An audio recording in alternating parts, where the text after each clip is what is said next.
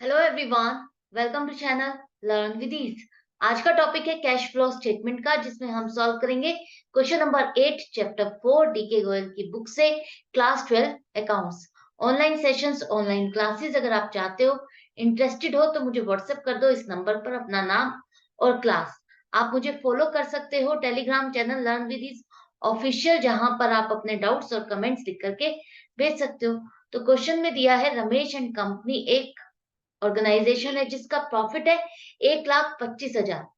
After considering all these items, इन सभी चीजों को कंसिडर करने के बाद आपका 1,25,000 का प्रॉफिट है। साथ में कुछ एडिशनल इंफॉर्मेशन दी है करंट एसेट्स और करंट लायबिलिटीज से रिलेटेड। तो आपको निकालना है कि net cash flow from operating activities आपका कितना होगा। तो अब यहाँ पर सबसे पहले देखो, आपको लिखना है Ramesh and company cash flow statement for the year ending on 31 मार्च 2022। सबसे ऊपर नाम लिखा जाएगा जिस ऑर्गेनाइजेशन का आप ये स्टेटमेंट बना रहे हो और कौन से साल के लिए बना रहे हो। उसके बाद ऑपरेटिंग एक्टिविटीज का आपको क्या मिला हुआ है, profit. Profit before tax and extra ordinary items हम ये लेके चलेंगे। आपके पास 1,25,000 है।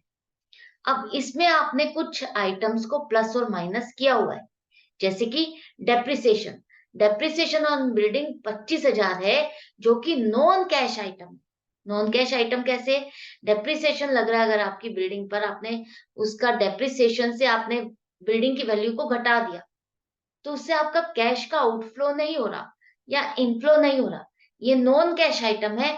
आपकी बिल्डिंग डेप्रिशिएट हो गई है टाइम के अकॉर्डिंग, तो वो आपकी वैल्यू घट गई है बिल्डिंग की, लेकिन आपका कैश यहाँ से नहीं गया।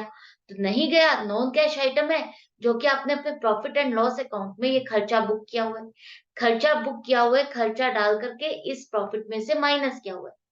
तो हमें क्या करना है, सिर्फ कैश वाले खर्चे ही देखने हैं, या कैश वाली ही इनकम जो आपकी ऑपरेटिंग से रिलेटेड है, ऑपरेशंस जो आपके बिजनेस से रिलेटेड है, ट्रेडिंग से रिलेटेड है, सिर्फ वही आपको देखना है।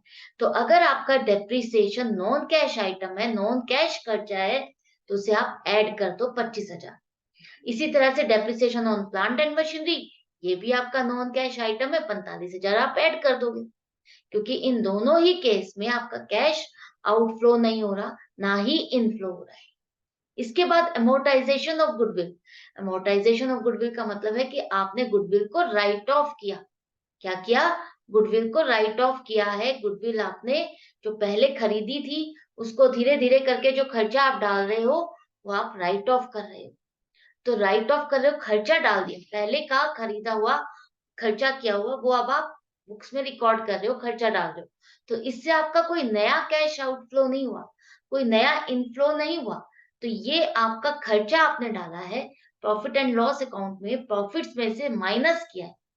इसमें आपका कैश कहीं नहीं गया, कैश पर कोई इम्पैक्ट नहीं पड़ा, तो हम इसको वापस ऐड कर देंगे 20,000। इसी तरह से gain on sale of machinery 10,000 है। Gain on sale of machinery मतलब कोई एसेट है आपकी, 10,000 रुपए आपने उसको प्रॉफिट में बेचा। तो मशीनरी जो आपने बेची, ये आपकी ऑपरेटिंग एक्टिविटी नहीं है। ये आपकी कौन सी एक्टिविटी आएगी? इन्वेस्टिंग एक्टिविटी, जहां पर आपने एसेट को परचेज किया या सेल किया, वो सारी एक्टिविटीज आप वहां कवर करते हो। और अब आपको अगर इसमें गेन हुआ है, मान लो 1,00,000 की मशीनरी को आपने 1,10,000 में बेचा है, तो आप वहां पर उसके सेल प्रोसीड्स दिखाओगे, 1,10,000 में आपने उसको बेचा, आपके पास कैश का इनफ्लो हुआ 1,10,000। तो गेन से मतलब आपको यहाँ पर कुछ भी नहीं है। गेन या लॉस से आपको कुछ भी मतलब नहीं है। हाँ, आपने प्रॉफिट एंड लॉस अकाउंट में जो भी आपको नुकसान या फायदा जो भी होता है, आप ऐड या माइनस करते हो। तो प्रॉफिट एंड लॉस अकाउंट में आपने इसको इनकम वाली साइड पर क्रेडिट किया 10,000 से, जबकि ये आपका ऑपरेटिंग एक्टिविटी नहीं है, तो हम इसको माइनस कर देंगे।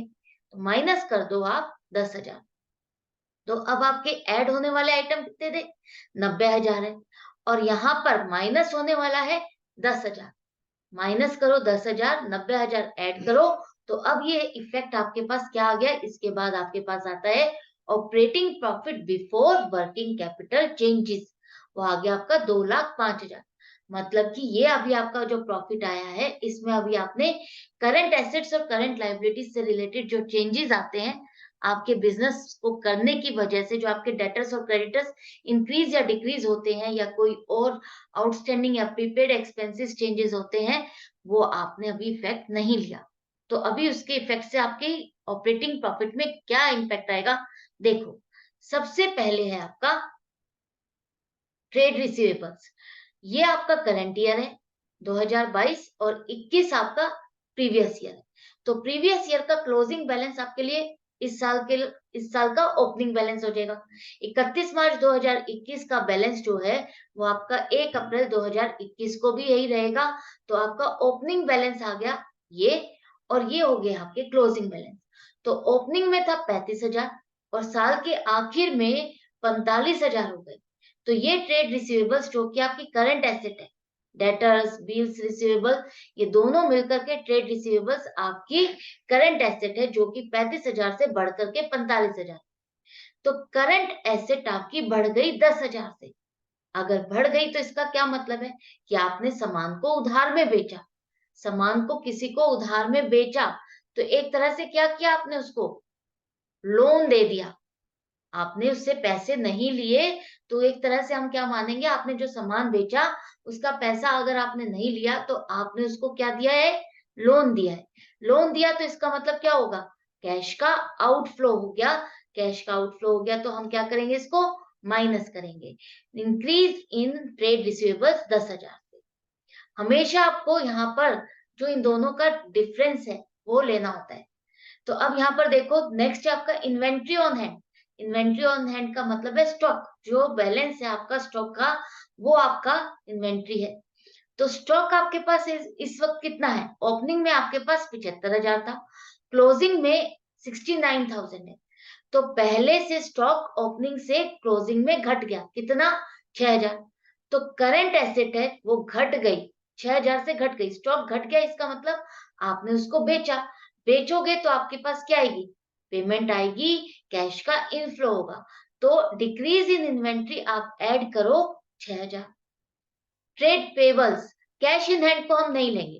कैश इन हैंड हम कैश फ्लो स्टेटमेंट बना रहे हैं, तो आपको पता है कि सबसे एंड में हम क्या लिखते हैं, जो आपकी तीनों एक्टिविटीज का चेंज आएगा, तीनों एक्टिविटीज का मिल करके जो नेट इंपैक्ट आएगा, उसको आप ऐड करते हो ओपनिंग कैश इन हैंड, और जो दोनों का मिला करके जो आपका इम्पैक्ट आएगा, जो इफेक्ट आएगा, और ओपनिंग को मिला करके जो आएगा टोटल, वो आपका क्लोजिंग से मैच करना चाहिए।